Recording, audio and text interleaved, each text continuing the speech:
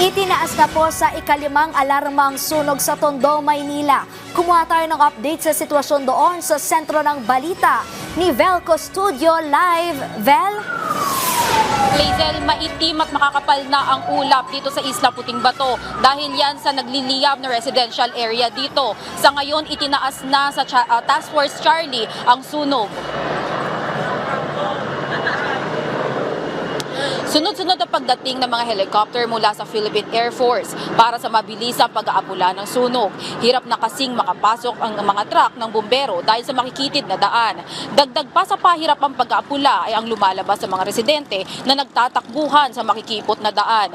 Bit-bit ang kanilang mga gamit na isasalba. Kaya naman pumwesto na ang BFP at fire volunteer sa bahagi ng container terminal para makalapit sa mga bahay na nasusunog. Nagsimula ang sunog sa may bahagi ng Purok 3, Isla Puting Bato, mag-aalas 8 ng umaga.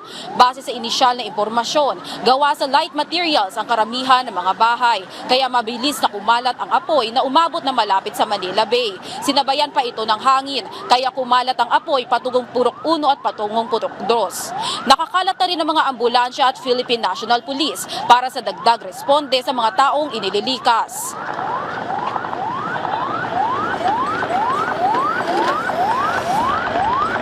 Hazel, sa ngayon nakakalat na sa kalsada ang mga taong nagsilikas. Ayon sa isang mga residente na aming nakapanayam, ang iba ay nahihirapan na ang lumabas sa eskinita sa Isla Puting Bato.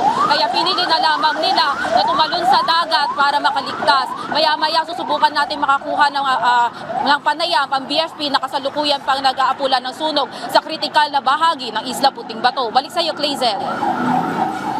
Maraming salamat, Velco Studio.